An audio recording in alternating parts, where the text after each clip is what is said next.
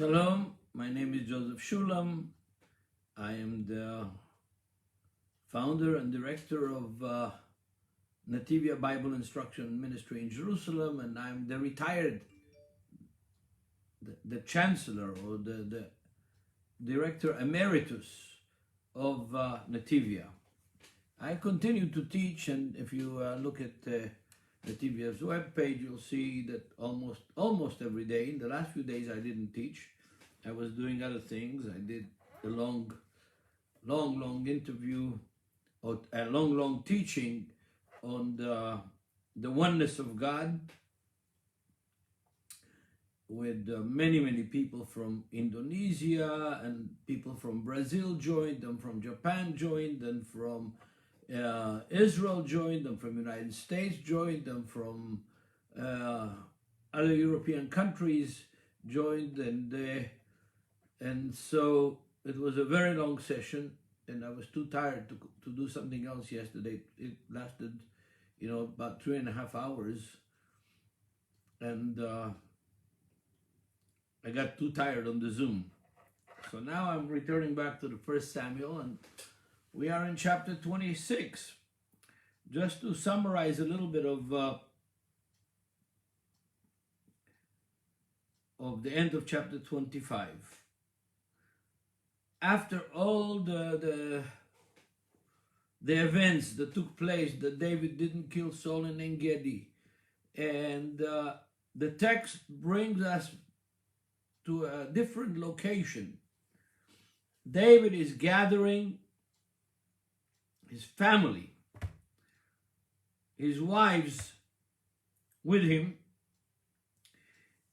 and realizing that Saul is not going to change. He was very nice, and David, my son, I promise not to harm you. But David understands that the problem is not a rational problem with Saul. He's got a spiritual problem and an evil spirit, and that evil spirit controls Saul and his emotions. And today he said, and it's not the first time he said that, David, my son, and tomorrow the evil spirit will get the best of him, and he will chase David again to kill him.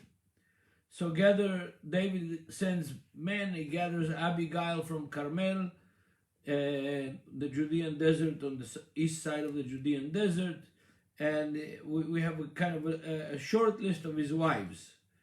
Yeah, not all of them come with him, but he's got a wife named Achinoam that people know very little about her, because not much is written about her in the Bible, and Michal, the daughter of King Saul, and he takes his wives, the wives that he can, especially Abigail. Michal he doesn't take, and runs into the deep desert, the desert of Zipim. The Judean desert is a harsh desert, and very harsh areas of there is nothing, not one tree.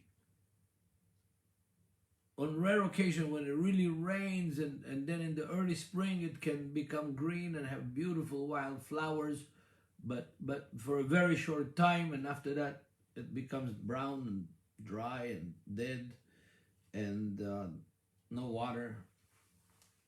Harsh place. So he goes there, and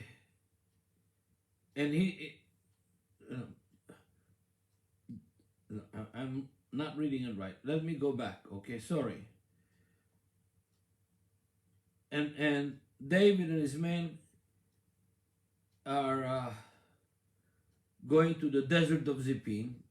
King Saul is in Gibeah, not far from Mount Scopus in Jerusalem. He's in Gibeah. And David is hiding in the hills, in the hill of Achila, on the edge, on the face of the harsh desert.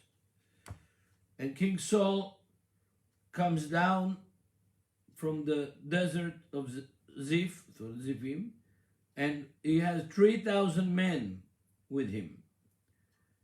That's after in the previous chapter he called David my son, promised him, come to my special dinner, a festive dinner to my house, all of this. Now he's gathering 3,000 men, young men of Israel, and he goes after David in the desert of Ziph. And he camps in the hill of Achila, which is at the edge of the desert, on the highway, and David is in the wilderness of Ziph. And he sees or gets a notice that Saul is coming after him again. And he sends spies, verse 4 of chapter 26. David sends spies, and to see what is King Saul planning, what's in his mind. And David gets up. The verse is Vayakam David. He gets up, verse 5, and he comes to the place where Saul encamped. And David sees the place where Saul is laying down, where is sleeping, and Abner the son of Ner, which is the chief of staff of Saul's armies, Abner the son of Ner, which is his nephew actually, and Saul are sleeping in a tent in the middle of the encampment of the 3,000 men of Saul. In other words, Saul's tent is in the middle. Abner is sleeping in the same tent with King Saul to guard him. And the men of Saul, the 3,000 men, are encamped around the tent of Saul. Saul's tent is in the middle of the camp. And David says to Ahimelech the Hittite, another Hittite, remember? Another Hittite.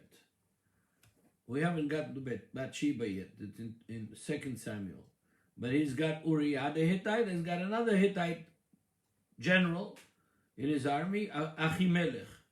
And to Avishai the son of Tzruiah, the brother of Joab, his chief of staff. It says, who is going to go down with me to Saul, inside of Saul's camp, in the middle of Saul's camp? And Avishai says, I will go down with you. And verse 7, David and Avishai go down to the people at night, and they come to Saul, and he's sleeping in the middle of the circle of the encircled military camp that he is there. And they enter his tent, and they see his javelin stuck in the ground next to his head. And Abner, chief of staff, and the rest of his people that are surrounding Saul. And Abishai says to David, God has delivered Saul into our hand. He's delivered your enemy into your hand. Let me strike him with the spear, or with the sword, or with the weapon. One strike. That's all I need in order to take care of Saul. Just one, boom, finish him off. And David says in verse 9 of chapter 26 to Abishai, don't touch him, don't hurt him, don't damage him. Because who is it that can strike his hand against the anointed one of God? I had spoken about this in the previous lessons. This concept that the king is not just a political entity, that it is divine appointment, is actually a prevalent concept in all the world. Even until today, wherever there are kings, the kings believe, and people that serve the king believe, that they are messengers of God, that they are by divine appointment the kings. If you visit Sweden, Sweden still has a king. It's supposed to be a democracy, but it still has a king, and the king has a palace, and the palace is in the middle of Stockholm. Beautiful palace. You can visit the palace, and when you see the king's throne, and then a gobelin, a handmade embroidery behind it, kind of a heavy embroidery behind it, the name of God is there in Hebrew. And he's supposedly sitting on the throne of David. Yeah. This concept was Egyptian, Babylonian, Assyrian, Elamites, Sumerian, Greek, wherever there was a king, they believed that it was by divine appointment. And you could visit down south of Egypt by Aswan, in the island of Elephantine, and you can see the temples to the pharaohs, to the gods of the pharaohs, and you will see there that they are sitting not as babies, as grown-ups, as adults, with the crown already, but they're sucking milk from the goddesses of Egypt breast. In other words, they are fed by the goddesses of Egypt. Yeah, and their authority comes from the gods of Egypt. Cairo Museum, you can see that with many of the pharaohs, that Horus is sitting on their shoulders and covering them with his Horus, the Egyptian god, and it's a vulture, is sitting on the shoulders of the statue of the king and covering the head of the king with his wings. This concept, David is the first one to have this concept. Yeah, remember that God said to Samuel, they're not rejecting you, they're rejecting me. I have been their king. I brought them, served them as a king out of Egypt and all the 40 years in the wilderness, and now they don't want me to be their king anymore. They want the king of flesh and blood. And God says to Samuel, okay, let them have what they want. But this king of flesh and blood, not in Saul. Saul never has that concept. David is the first one that has the concept. Saul is a messenger of God. He's been appointed by God. He is the Messiah, the anointed one of the Lord. Don't touch him. And verse 10 of chapter 26, David says, so live God. If God will strike Saul in his day, and his day will come and he will die, or in war, or he will fall, go down and die. Yeah. God forbid, verse 11, from God, that I should touch the anointed one of God. Now, take the javelin, the spear, take the sword, take his basin for washing his face in the morning with the water, and let's leave. In other words, they don't touch King Saul, and they don't wake up Abner. They take things that were right next to King Saul's head, get out of the tent, and go away. And David takes the javelin in the water basin that was next to Saul's head, and they go to a place that they can see from far, from a high place, and they get away from the camp in a vantage point, and the camp is still asleep. It says they're sleeping the sleep Tardemat Adonai, a divine God-given sleep that has fallen upon his camp. The hint is that sleep was miraculous.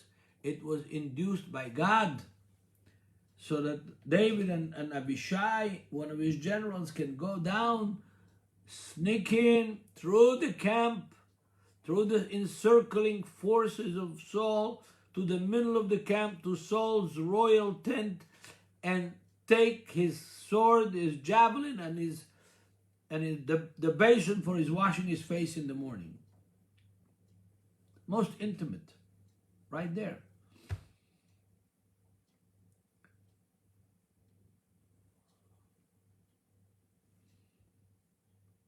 Nobody sees them coming in or leaving the camp. They have Tardemat Adonai, the divine induced sleep was upon them in verse 12. And David goes up to a mountain above the encampment of King Saul from far. And in the morning, verse 14, David shouts, calls Abner the son of Ner, says, Abner, answer, you should answer. And Abner gets up and says, who are you who call the king? And verse 15, David says, Abner, you are a man, aren't you? Who better than you knows in all of Israel? Why did you not protect your Lord the king? Because somebody from the people came to hurt the king, to kill the king. Your Lord, they came to kill your Lord. Somebody. It's not good, Abner. Verse 16 is not good. What you did is not good. So live God that you are son of death. You are a person who can die. Because you did not protect, you and the army did not protect your Lord. The anointed one of God, you did not protect him. See, I have his javelin and I have his basin that was right next to his head. I'm holding it right here. Look. So now Abner, the chief of staff of Saul, and all of the army of Saul sees that Abner did not do his job faithfully. See, if David would have had Abishai or somebody else kill Saul, Saul would have been dead. But David would have been hunted like a dog as the murderer of the king, of the anointed one of God. David, by not killing Saul, calculated, it's better for me not to kill him. Because I need to demoralize his people, the people of Israel, his soldiers, his camp, his chief of staff, Abner, son of Ner. That's much more valuable than a dead king. I need to show the people that I am magnanimous, nice, and respect the king, and his life was in my hand, and I didn't kill him, even though he's been chasing me now for 20 years, looking for me to kill me. And I am King David. I am David, little David, the musician boy. And I have no harm in my heart, no desire to harm in my heart doesn't desire to harm the anointed one of God, King Saul. And here is his javelin that was right next to his head, and here is his basin to wash his face. And Saul wakes up and hears the voice of David, verse 17, and says, is that your voice, David, my son? Verse 17. And David answers, my voice, my Lord the King. Verse 18. And he says to him, David says to Saul, why are you chasing me? Why are you chasing after your servant? What have I done? What bad have I done? What evil have I done to you? Of course, the 3,000 soldiers, after been there, and David's men that are behind him in the mountain hear all this. Now, you could say if it was far away enough that his soldiers couldn't throw a javelin, couldn't chase him, he was up on a mountain. They were in a valley. They were like in a basin in the valley. The basin serves as even if it was a far away, let's say it was a kilometer, not a kilometer, but several hundred meters up high and in the basin. The way the basin works, it works like a mic, like a speaker. And if you're above and shouting into the speaker, into the basin, into the cone, your voice can be heard. Yeshua knew that tactic. He knew this. I can prove you from the New Testament that Yeshua knew the geography enough to know where he should stand to be able to speak to 5,000 to 7,000 people and be heard without a PA system. And David knows that too.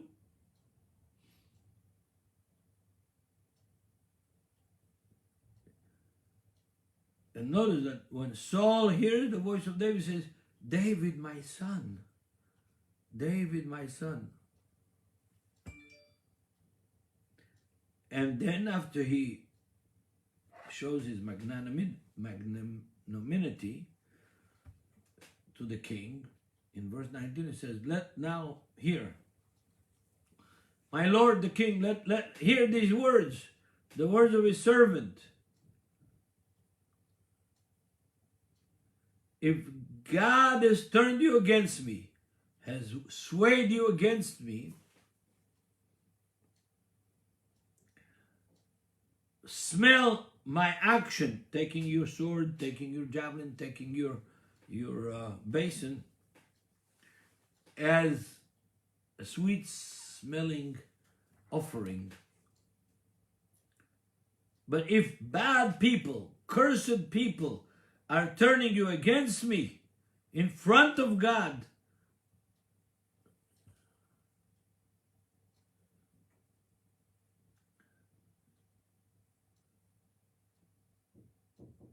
kick me out from, or prevent me from joining the inheritance of God, and tell me go worship other gods. Now David is, I can't relate to you how smart he is, how devious he is, sneaky he is. He is a master of reading King Saul and reading King Saul's men, and he is a master in presenting himself with great humility, presenting himself as if he's laying down in front of Saul, but he's far enough that Saul can't touch him. He's very humble, very obedient, very subservient to King Saul, but Saul is far away from him and he can't touch him. But when he's so far away from him, David can say whatever he wants to. He says, if cursed people, verse 19, if bad people turn you against me in front of God, and they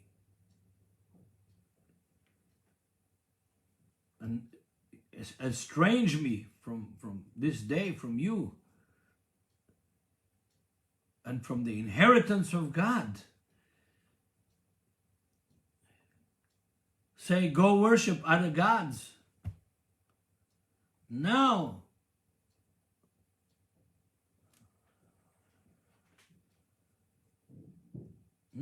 he says, verse 20, let not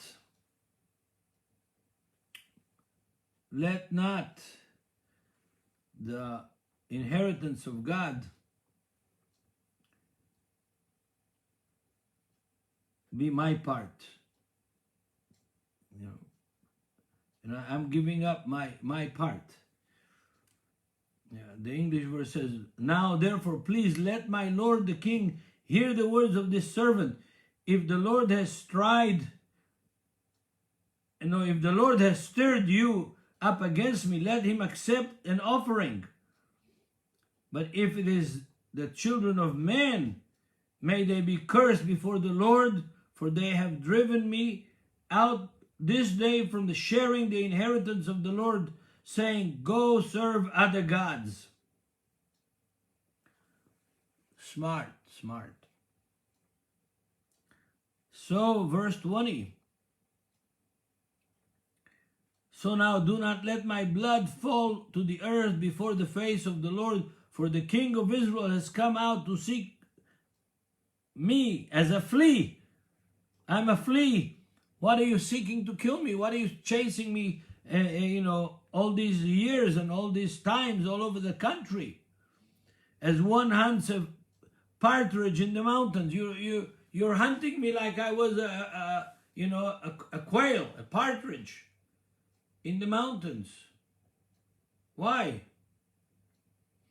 And King Saul says, I have sinned. Return, my son David, for I will harm you no more, because my life was precious in your eyes this day. Indeed, I have played the fool and erred exceedingly. King Saul is a very strange character. I would say that he's a mental problem. Of course, the Bible describes it that he's got an evil spirit from God. An evil spirit from God.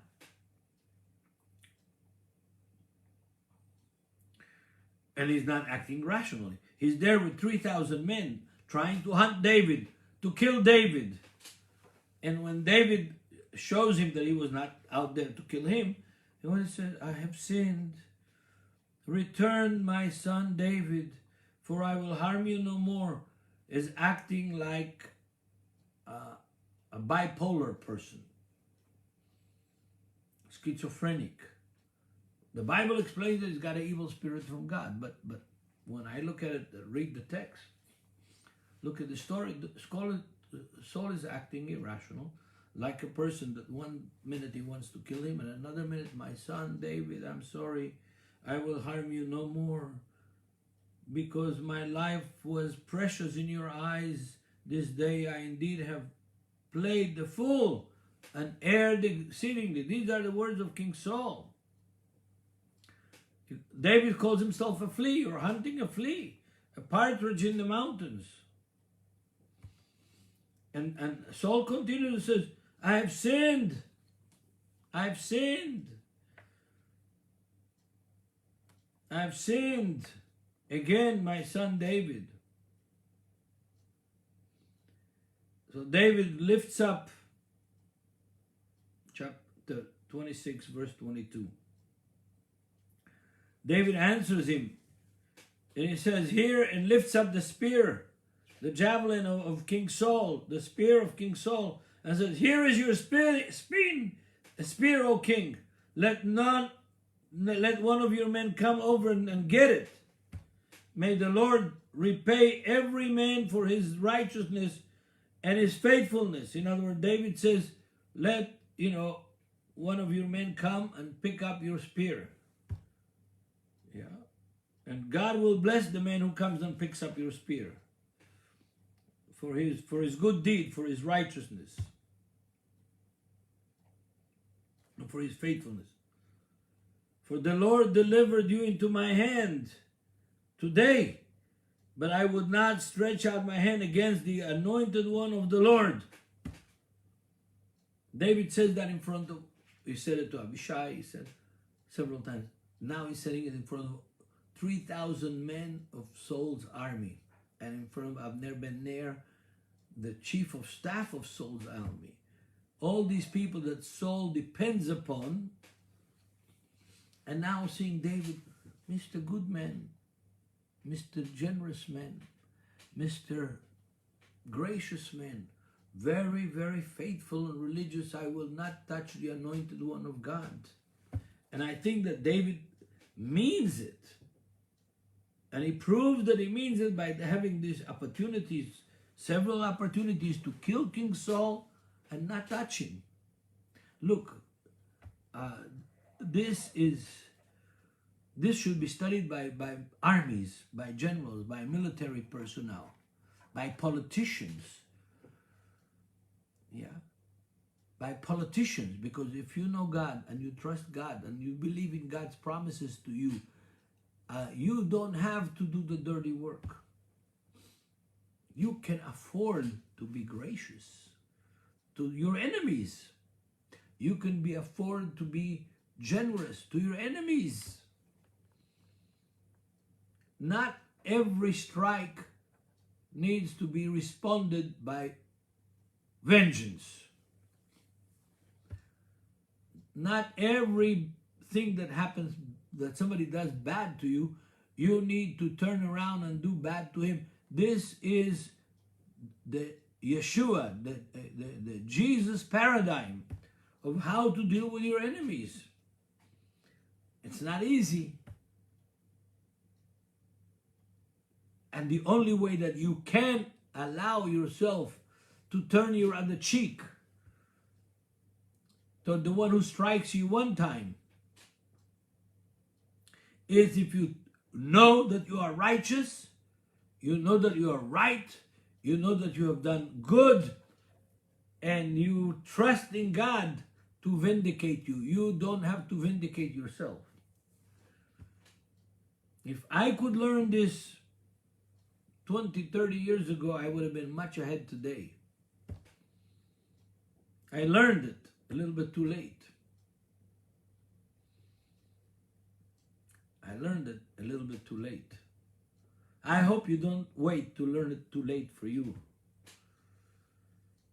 Learn to trust God. If God gives you a promise, either in the written word or in a vision or in a dream or in a revelation about yourself, your place in His realm, in His economy, trust it.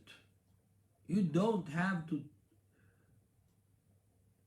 respond by yourself. Let God do the work for you, and He does. I could give you examples from my life. I could give you examples of my life, but I won't do that today. David shows the king and the 3,000 soldiers, here is your spear, Mr. King. Mr. Saul, here is your spear. Here is the basin which you wash your face. It was right next to your head. I took it right from your tent. I was in your tent last night. And I took it. And here it is now. Send some young men to come and pick it up.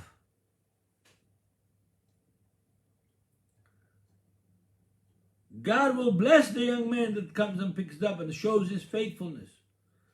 Because God has delivered you in my hand last night.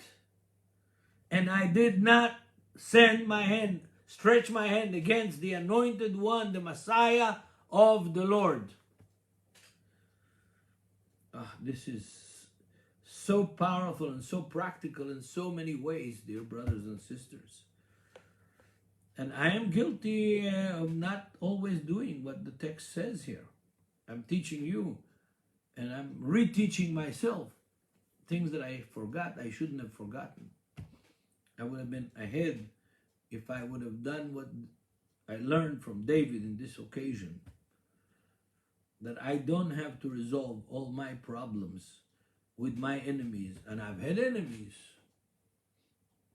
As a Jewish believer in Yeshua, and as a teacher and a preacher of God's word, and of Yeshua as the Messiah and the King of Kings and the Lord of Lords and the Son of God, I've had enemies. I've had the years when I walked downtown Jerusalem, Orthodox Jewish rabbis would pass next to me and spit on me. At that time, I responded like David most of the time.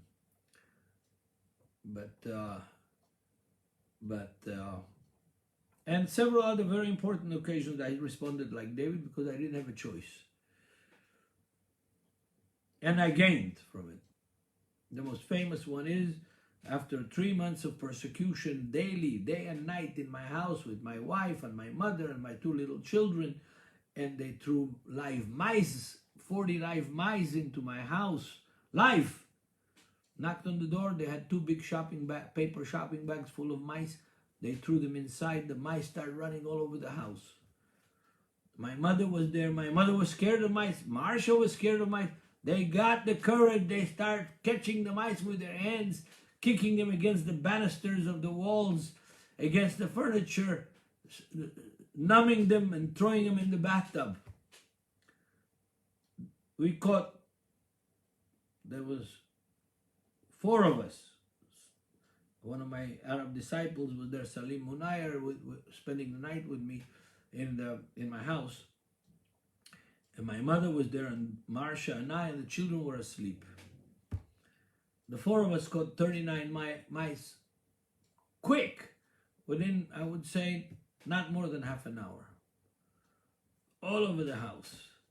There was 40, we didn't know there was 40.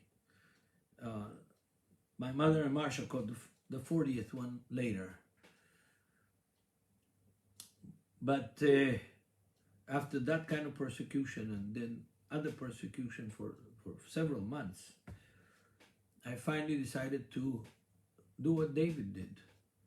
I went right to the top guy that later became the mayor of Jerusalem for many years. Top Orthodox Jew that was the head of that organization that was sending this persecution against us, by myself into his office. And I said, what do you want from me? He said, I want you to stop preaching the gospel. I said, okay, I'll stop preaching the gospel if you stop your persecution of me. I'll stop for 3 months, and you stop the persecution for 3 months. Okay? But I have another condition, he said, and that is that you go and study with a rabbi against your faith in Yeshua. I shall be glad to study with a rabbi. Give me the address, the telephone of the rabbi, we'll set it up. But let's write it down in an agreement. He pulled out stationery of his organization. At that time there was no copy like the copying machine. He put a piece of carbon paper under the copy, another piece of stationery under it, and he wrote the letter that they will stop, he will be responsible to stop the persecution, and I will stop the preaching for 3 months, and I will go to a certain rabbi and study with this rabbi during these 3 months. Sign the papers.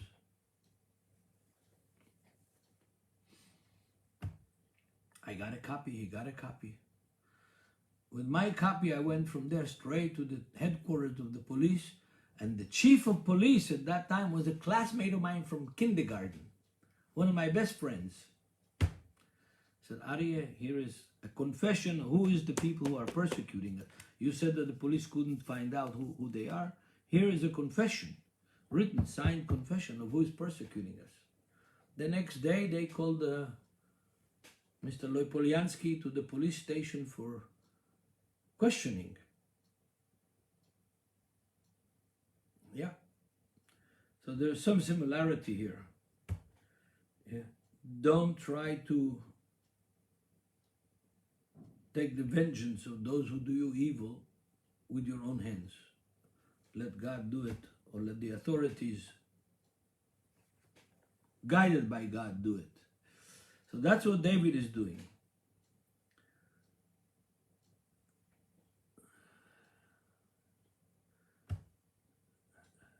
So Saul gathers his armies in verse 25 and says to David, may you be blessed, my son David.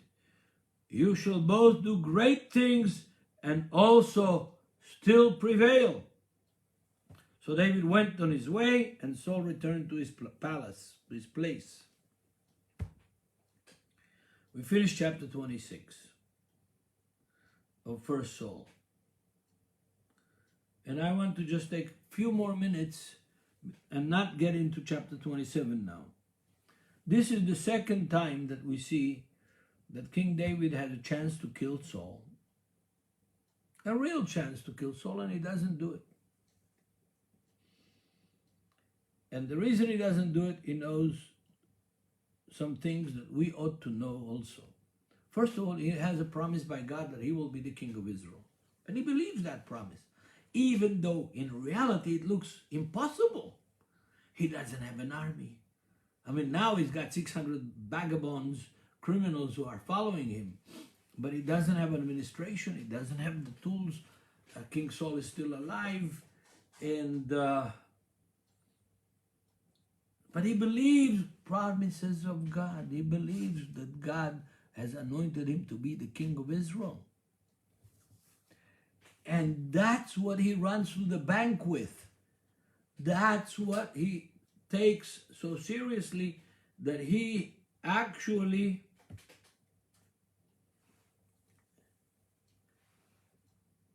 living for that fulfillment of that promise. He has geared all of his actions, all of his life, preparing for the moment in which God will keep his promise to him.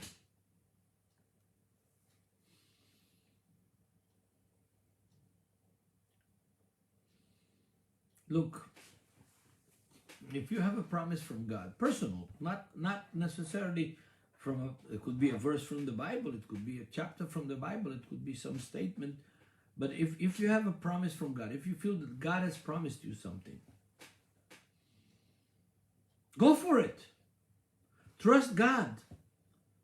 Because if you are honest with yourself and with the people around you, and you build your life to see the day, the moment, the month, the year in which God is going to keep his promise to you, it's going to happen. Just make sure that it is something that God gave you. How are you going to make sure of that? I'll tell you how he's going to make sure of it. First of all, that it's not something that promises you that you're going to be comfortable and rich and beautiful and that's why this is going to come to you. No, when God gives you a promise, usually it comes with a package of suffering, self-sacrifice, a package of dedication outside of the box of normal human expectations. If you feel that you've heard God or received a promise by God, a personal promise by God, and the promise came, say, oh, it's going to be wonderful, it's going to be easy, and you are going to, become wealthy, blonde, blue-eyed, and tall, you better question the source of that promise. Because everyone in the Bible, whether it's a prophet, whether it's David, whether it's Moses, whether it is any other of the heroes of the Bible, the Apostle Paul, he went to Damascus to arrest Jewish disciples of Yeshua and bring them back to Jerusalem for trial. He was the attorney general of the high court in Jerusalem. And he saw the vision on the road to Damascus.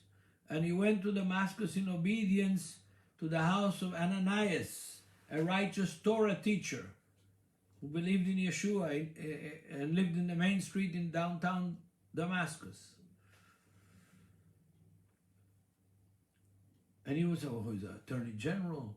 He's got, Roman soldiers accompanying him. He's got official letters from the high priest.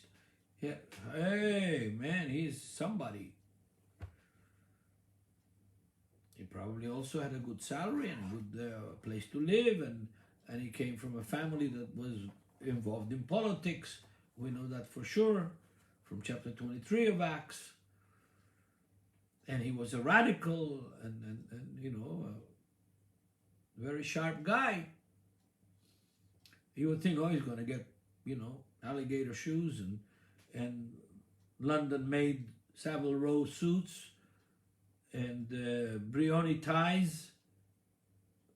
No, no. Paul lost everything. Everything he had in the world, including his family, he lost for Yeshua, for Jesus, for the Messiah. He gave it up. There was years that he didn't return to Jerusalem after that Damascus Road experience. And when he returned,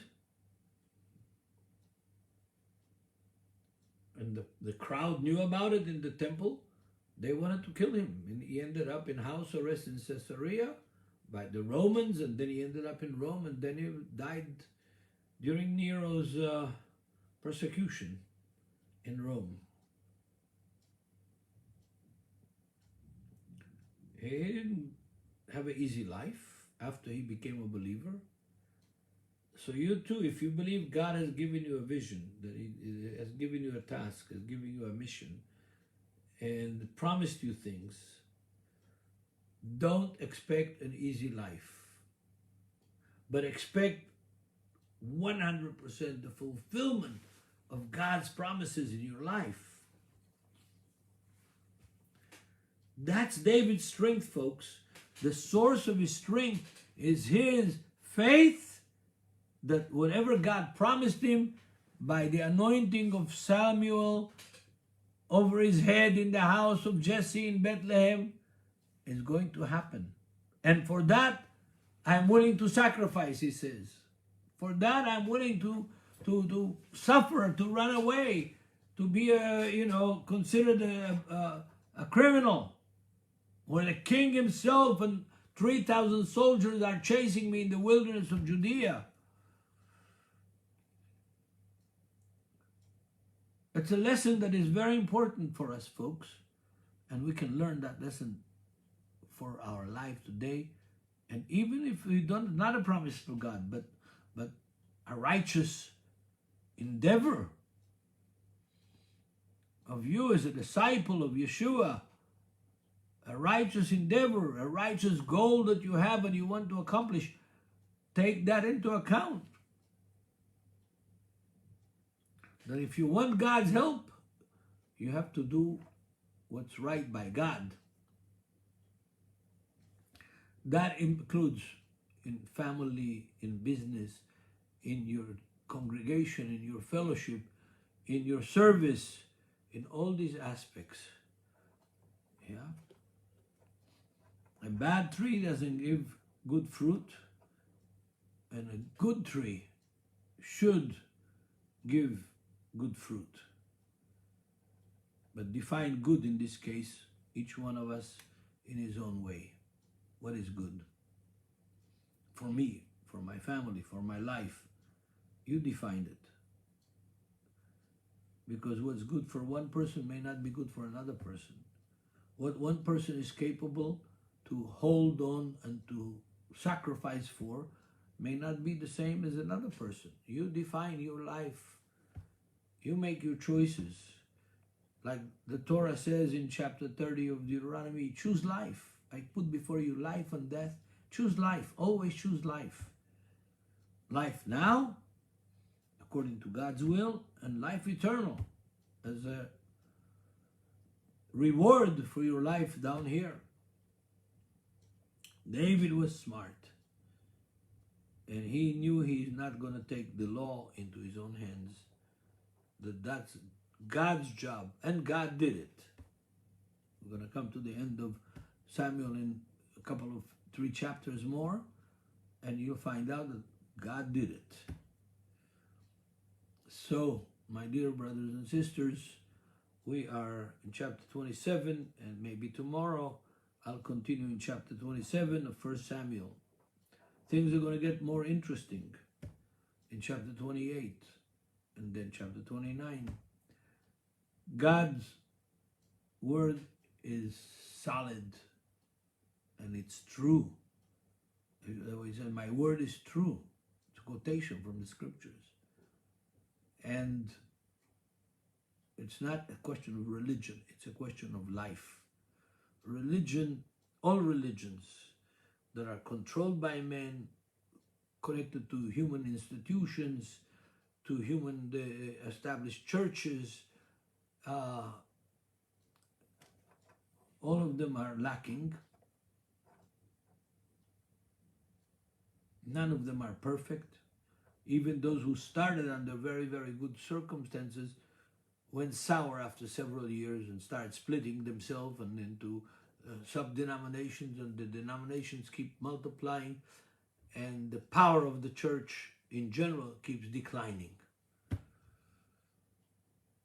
So, God bless you all. Read the text.